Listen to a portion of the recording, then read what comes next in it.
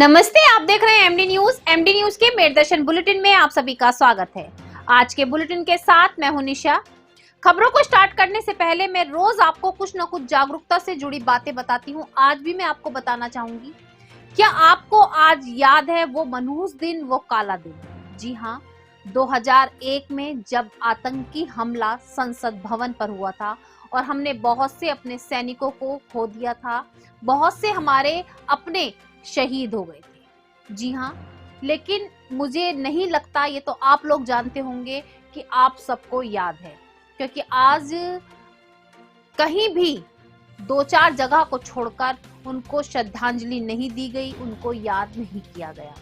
बहुत ही कह सकते हैं कि शर्म की बात है कि जब हमें कभी होड़ दिखानी हो या कभी हमें इस तरीके से कोई अभी शहीद हुआ है उसके लिए तो हम नम श्रद्धांजलि देते हैं, लेकिन आने वाले कुछ सालों में हम उनको भूल जाते हैं। क्यों? क्या वो शहीद नहीं रहे या हमें वो याद नहीं रहे? अभी 2 दिन पहले की घटना मैं आपको याद दिलाती हूँ कि वीआईपी प्लेन क्रैश होने से सीडीएस विपिन रावत, उनकी पत्नी सहित 13 लोग शहीद हो गए। मेरठ में ही नहीं, पूरे देश भर में शोक मनाया गया। जगह जगह पर नम आंखों से श्रद्धांजलि दी गई, मोमबत्ती जलाई गई और उनको 2 मिनट का मौन रखकर भी श्रद्धांजलि दी गई। लेकिन क्या ये सब आने वाले सालों में भी उन्हें याद रहेगा या आने वाले समय में भी सब उन्हें याद रखेंगे? ये तो वक्त ही बताएगा। लेकिन आप देख सकते हैं कि आज का वो काला दिन जिसमें संसद भवन पर आतंकियों ने हमला किया था और काफी लोग शहीद हो गए थे, काफी सैनिक शहीद हो गए थे, उनको आज श्रद्धांजलि देने के लिए जो संस्थाएं हमेशा आगे रहती हैं वो भी आगे नहीं आई। 1-2 संस्थाएं आगे आई हैं, मैं आगे आपको खबर में दिखाऊंगी। लेकिन मैं ये कहना चाहूंगी सभी से कि हमें अपने कार्य के अनुसार, अपने कर्मों के अनुसार सभी को समय समय पर याद रखना चाहिए। ऐसा ना हो कि जब हमें सुर्खियों में आना हो तो हम सबको याद रखें और जब हमें सुर्खियों में ना आना हो तब हम सबको भूल जाएं। शहीद हमेशा रहेंगे, जिनकी वजह से आज हम सुरक्षित हैं। वो भी शहीद थे जिन्होंने हमें आजादी दिलवाई और आज हम स्वतंत्रता से सांस ले रहे हैं। ये बहुत बड़ी बात है। हमें कम से कम उनको उनके समय आने पर उन्हें याद करना चाहिए, उनको श्रद्धांजलि देना चाहिए। मेरदर्शन परिवार भी आज संसद भवन में आतंकी हमले में शहीद हुए सभी सैनिकों को नम आंखों से श्रद्धांजलि देता है। आज के समाचारों के प्रायोजक हैं खेमचंद पहलवान, पूर्व सदस्य Uttar Pradesh Congress committee, Arvind Kumar Gupta, Marwari Bhoj, metro plaza, Delhi road, Meerut, doctor Beena Rani Agarwal, समाज से। अब नजर डालते हैं आज की हेडलाइंस पर, जिसके प्रायोजक हैं zoom digital movie world. Shri Kashinath Vishwanath corridor का प्रधानमंत्री ने किया उद्घाटन। मेरठ के मंदिरों में भी मनाई गई खुशियां। भोलेनाथ का किया गया जलाभिषेक। सदर रविंद्रपुरी में भाजपा अल्पसंख्यक अनुसूचित मोर्चा के कार्यकर्ताओं ने मंत्री संजीव सिक्का का माला पहनाकर किया स्वागत व सदस्यता जोड़ो अभियान की शुरुआत। भाजपा के कार्यकर्ताओं ने बढ़ चढ़कर लिया भाग। अतिक्रमण हटाओ अभियान के तहत नगर निगम की टीम द्वारा मेरठ शहर में अवैध रूप से लगे होर्डिंगों को उतारकर सभी को दी चेतावनी। नगर निगम के बिना परमिशन के होर्डिंग लगाने वालों के खिलाफ की जाएगी कार्रवाई।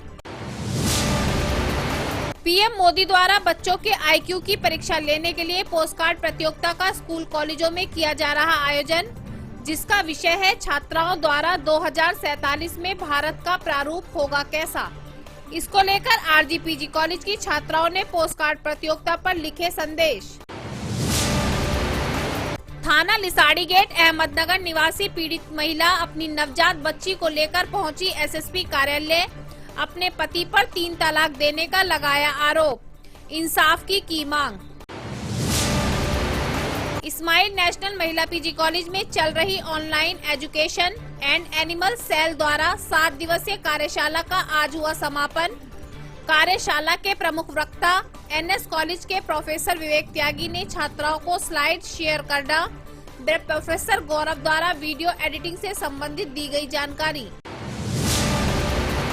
एंग्री यूथ व जन्नत निशा पब्लिक स्कूल द्वारा महिला सशक्तिकरण पर गोष्ठी का किया गया आयोजन। मुख्य अतिथि रहे दक्षिण विधायक सौमिंदर तोमर। कार्यक्रम में उपस्थित महिलाओं को उनके अधिकारों के साथ साथ उनके दायित्वों के बारे में किया गया जागरूक। एंग्री यूथ के अध्यक्ष ने सभी को मास्क और सैनिटाइजर किए वितरित। परतापुर थाना क्षेत्र बिजली बम्बा बाईपास निवासी महिला ने पड़ोस में रहने वाले एक युवक पर अपने डॉगी का सुबह 6 बजे एक्सीडेंट करने का लगाया आरोप। महिला ने परतापुर थाने में दी तहरीर। अब तक नहीं हुई कोई भी कार्रवाई। पीड़ित महिला पहुंची एसएसपी कार्यालय, इंसाफ की लगाई गुहार। जगन्नाथपुरी पार्क में 19 दिसंबर से शुरू होगी श्रीमद् भागवत कथा, जिसको लेकर भक्तों द्वारा निकाली गई कलश यात्रा। लाल पीले वस्त्र पहनकर महिलाओं व पुरुषों ने बढ़ चढ़कर लिया भाग। छावनी परिषद द्वारा संचालित सीएवी इंटर कॉलेज मेरठ कैंट में विद्यालय के पुरातन छात्र रमाकांत, स्वतंत्र प्रकाश कोच्छड़ भाटिया द्वारा गरीब छात्रों को स्वेटर वितरण कार्यक्रम का किया गया आयोजन। वे आए हुए सभी अतिथियों ने रखे अपने अपने विचार। कार्यक्रम के कोऑर्डिनेटर एनसीसी अधिकारी विजयपाल व अध्यापकों का कार्यक्रम में रहा पूर्ण योगदान। एसएसपी के आदेश के बाद पुलिस ने बंद करवाया सोतीगंज मार्केट। कहा बिना जीएसटी नंबर के नहीं खुलेंगी दुकानें। आज भी सोतीगंज मार्केट में पसरा रहा सन्नाटा। समाजवादी युवजन सभा के पूर्व महानगर अध्यक्ष परविंदर सिंह ईशू के नेतृत्व में बच्चा पार्क पर संसद आतंकी हमले में शहीद हुए सैनिकों को मोमबत्ती जलाकर दी गई श्रद्धांजलि, रखा गया मौन। अब खबरें विस्तार से। आज काशी विश्वनाथ कॉरिडोर का हमारे देश के प्रधानमंत्री नरेंद्र मोदी ने उद्घाटन किया और उसे जनता के सुपुर्द किया। जी हां, बहुत समय से इंतजार था कि जनता की सुरक्षा को ध्यान में रखते हुए, उनकी जरूरतों को ध्यान में रखते हुए कॉरिडोर बनाया जाए, और जो आज बनाया गया, जिसकी खुशी आज हमारे मेरठ में भी झलकी। जी हां, सभी मंदिरों में आज खुशी जाहिर की गई। बाबा का जलाभिषेक किया गया, मंदिरों में पूजा अर्चना की गई और प्रधानमंत्री नरेंद्र मोदी द्वारा जलाभिषेक का कार्यक्रम ऑनलाइन के माध्यम से सभी ने देखा भी।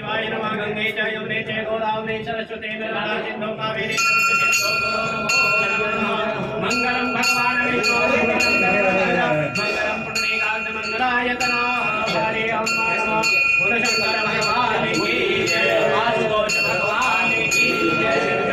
भगवान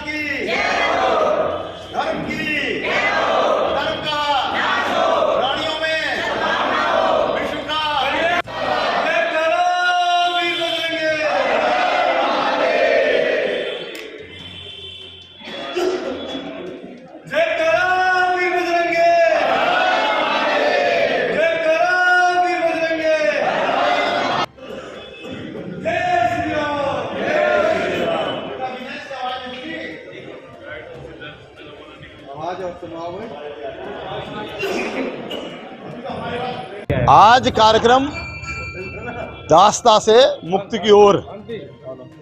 पुराने काल से, मुगल काल से बाबा विश्वनाथ मंदिर के जो प्रांगण को दूषित किया गया था और वहां आने जाने का रास्ता भी नहीं छोड़ा गया था, तो आज मोदी जी और योगी जी के प्रयास से काशी विश्वनाथ धाम का कॉरिडोर गंगा जी तक का बना है। वो कॉरिडोर आज जनता को समर्पित किया जा रहा है। उस अवसर पर पूरे देश के अंदर, उत्तर प्रदेश सहित ये कार्यक्रम रखे गए हैं। बाबा विश्वनाथ के नगरी को याद करते हुए सभी शिवलिंगों पर, सभी शिवालयों में जलाभिषेक का कार्यक्रम है। और जो वहाँ का सीधा प्रसारण है, लाइव प्रसारण कार्यक्रम का मोदी जी जो लोकार्पण करेंगे, वो LED पर यहाँ विशेष रूप से लगाई गई है। 12x8 की LED, उस पर सब लोग मिलकर यहाँ कार्यकर्ता से मिलकर देखेंगे।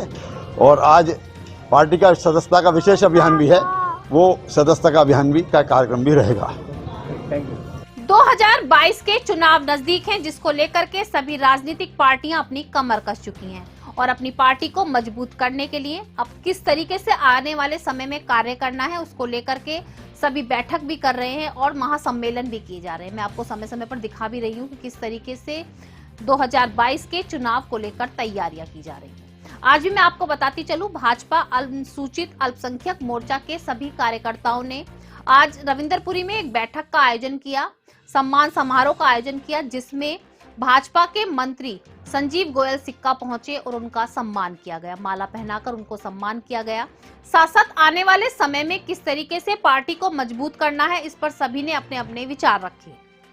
नई कार्यकारिणी बनाने पर भी किस तरीके से नए सदस्यों को जोड़ा जाए, इस पर आने वाले सभी कार्यकर्ताओं व पदाधिकारियों ने अपने विचार प्रकट किए।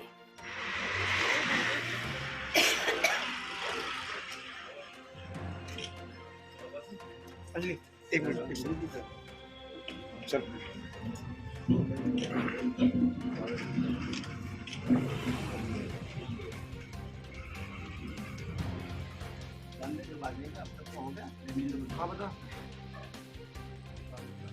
राकेश जी और गहलोत जी से मैं आग्रह करूंगा कि वो भी आए कृपया।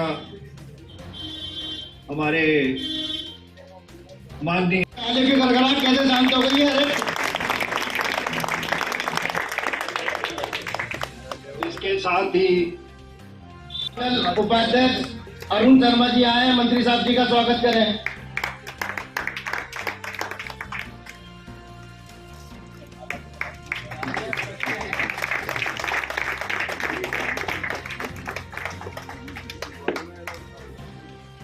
पप्पू सोनकर जी मोर्चा के अध्यक्ष रविंद्र पाटिल जी से आग्रह करूंगा, आए मंत्री साहब जी का स्वागत करें। तो सम्मान समारोह में है, क्या कहना चाहते हैं? देखिए 7 साल हमारी केंद्र सरकार को हो गए हैं भारतीय जनता पार्टी की, और 5 साल अब उत्तर प्रदेश में हमें होने जा रहे हैं। दोबारा चुनाव हमारे सर पे है।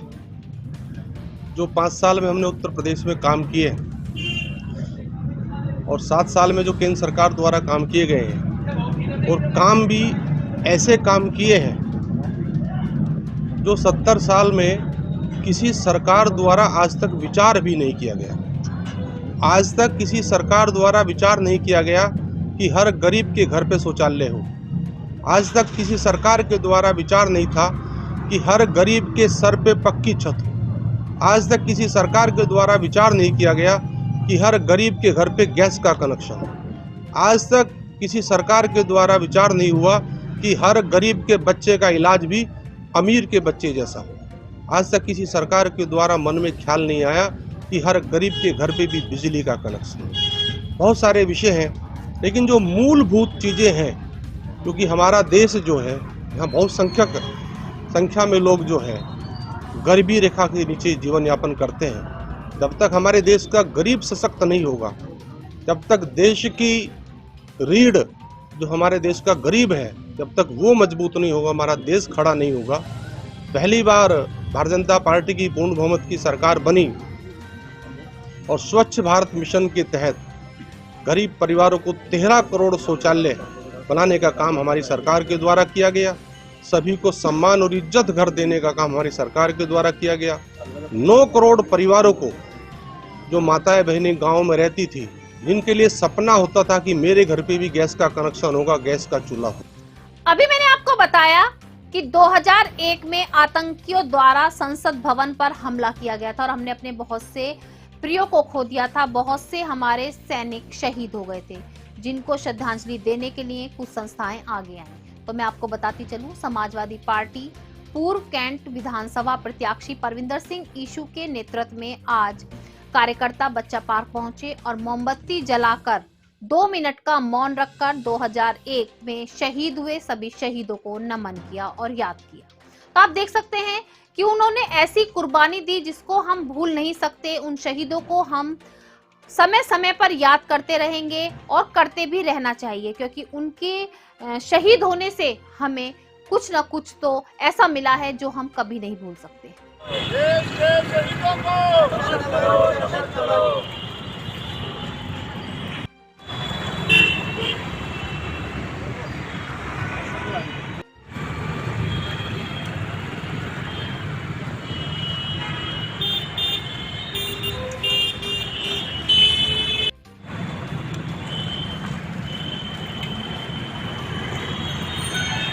देश के शहीदों को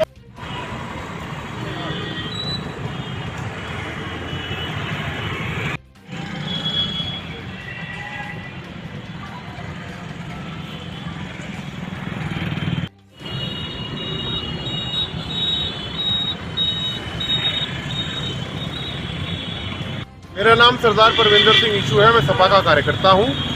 आज हम लोग 2001 में पार्लियामेंट के ऊपर जो अटैक हुआ था आतंकवादियों के द्वारा, और उस अटैक को नाकाम करने में, उस साजिश को नाकाम करने में हमारे देश के वीर सैनिकों ने अपनी जान की आहुति दी थी।